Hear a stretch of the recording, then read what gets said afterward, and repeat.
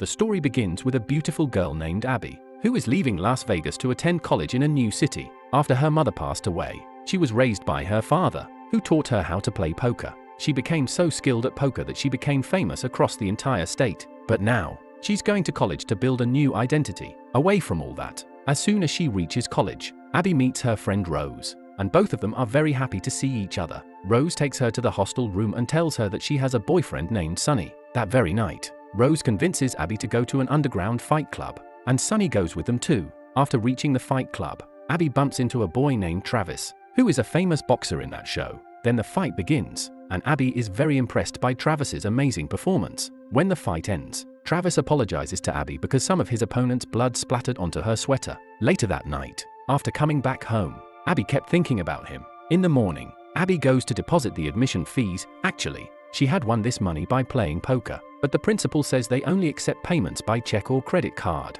Abby requests to pay through her account next time, and the principal agrees. Now Abby is talking to Rose about how she'll arrange money for the next semester. Sonny comes there, and Abby asks him who the tattooed boxer was at the fight. Sonny tells her that it's Travis. He's a student at their college and also Sonny's cousin. Abby doesn't believe that Travis is also a student. Just then, Travis comes from behind and introduces himself to Abby. In the next scene during class, Travis says, "I just wanted to take you to dinner. So okay, I'll come to pick you up at 8 p.m. tonight." Abby refuses at first, but later she finds herself waiting for him that night. Meanwhile, Travis arrives on his bike. Abby refuses to go by bike, but since Travis doesn't have any money, he convinces her, and they go on the bike. After dinner, they talk while walking. Travis says, "If you don't like me, let's just be friends." After that, they talk about each other. Travis shares that his family lives nearby. He has 4 elder brothers, and after their mother died, their father raised them all. His brothers are boxers, which is why Travis is so good at it. Now he wants to know more about Abby, but she says, without revealing much, "You can't know everything about me on the first night." Saying this, she leaves. The next day, Abby is running on campus when a frisbee lands near her. When she picks it up to throw it back, it accidentally hits a boy named Peter. Abby says sorry, and they get to know each other a little. In the next scene, Abby is taking a shower in the hostel when the water suddenly stops. There's no water supply for the next 24 hours, so she goes to stay with Rose for one night. Rose is very happy to have her.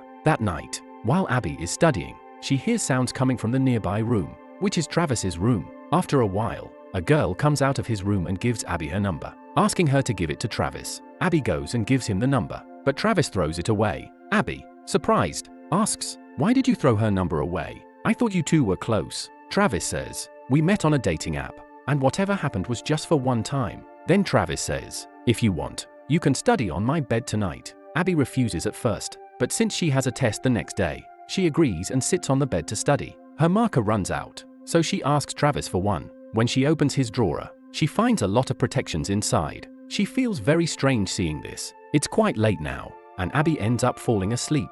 Travis also takes a shower and sleeps nearby. But in the morning, Abby mumbles in her sleep and touches Travis's gun, calling it a rat. Travis is shocked but doesn't say anything. When Abby wakes up and realizes what happened, she gets angry at Travis and says, "You were taking advantage of me." During the argument, she remembers that she has a test today and she's already late, so she runs out in a hurry and even falls on the way. Still, after giving her test well, she starts coming back and meets Peter on the way. She jokingly asks him, "How are your balls now?" Peter laughs, avoids the topic, and asks her if she wants to go for dinner. Abby thinks for a moment and then agrees. That evening, both of them go to a nice place for dinner. After dinner, Peter receives a gift from his friend and a message saying to watch a show. He asks Abby to come with him, and she agrees. On the other hand, Travis had been messaging Abby since morning, but she wasn't replying, which made him upset. Coincidentally, the show Peter and Abby came to also had Travis's fight. As soon as Travis's name is announced, Abby quickly goes out to meet him. Travis taunts her and says, "You ignored me the whole day, and now you've come here dressed like this." Abby replies, "I didn't come for you." Just then, Travis's opponent passes by. Seeing him, Abby says, "He looks very dangerous. He'll definitely defeat you." Travis laughs and says, "He won't even be able to touch me." Abby doesn't believe him, so Travis makes a bet with her, "If I win this fight without letting him touch me, you'll have to stay with me for a whole month." Abby agrees and says, "Okay, but if he hits you even once on the back, then you'll not contact any girl for 3 months." The bet is made, and the fight begins. In the fight, Travis doesn't let his opponent touch him at all and finally wins. He starts dancing in the joy of his victory. Seeing this, Abby gets tense because now she has to stay with him for a whole month. Later, Abby tries to explain the whole situation to Peter and says, "Travis and I are just friends. There's nothing going on between us." But Peter already knows how aggressive Travis is, and he's also a little scared of him. Then Travis comes near the car. Peter immediately tells Abby to get out of the car, so Abby leaves with Travis as per the bet. After reaching home,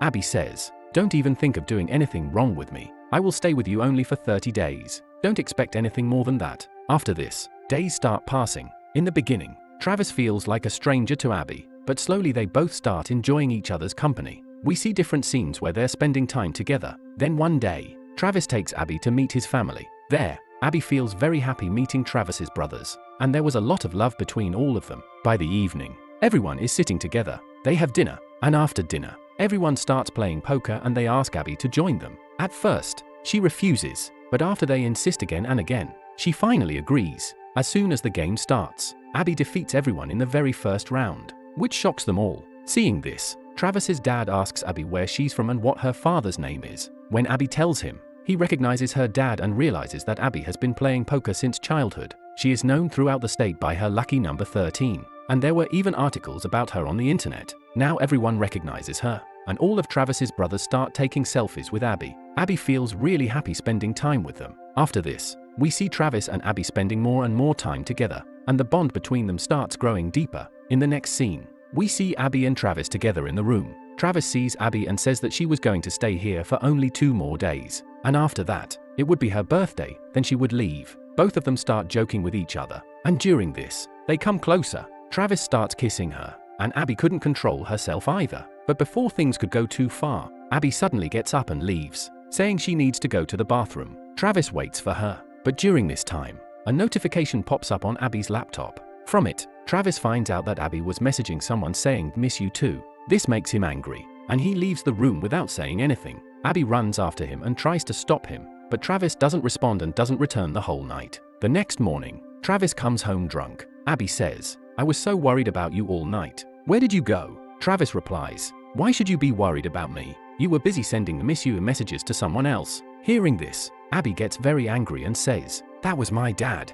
I was only messaging him." Travis realizes his mistake and tries to calm her down, but Abby gets furious and says, "How could you read my messages? That's exactly the kind of person I was afraid you were." Saying this, she leaves in anger. She goes to the library, where Peter comes to meet her. They talk and have dinner together in the library that night. Then Peter asks her if she would go out with him. Abby agrees. Peter takes her to a special place. Actually, it was Abby's birthday party, and all of it was planned by Travis as a surprise. All of her friends were there, and Travis had planned everything and asked Peter to bring her. Abby is very happy with the surprise, but Travis looks a bit upset because, even after he apologized, Abby had still left. Still, he tells Abby to enjoy the party. After this, the party begins. Abby drinks a lot and starts dancing. Then Peter also comes, and she dances with him too, but Peter has to leave, so he tells her to go to Travis and then leaves. Abby continues drinking even more. Travis comes and tries to stop her, but Abby says, "Why do you care so much about me? Yesterday you left without saying a word.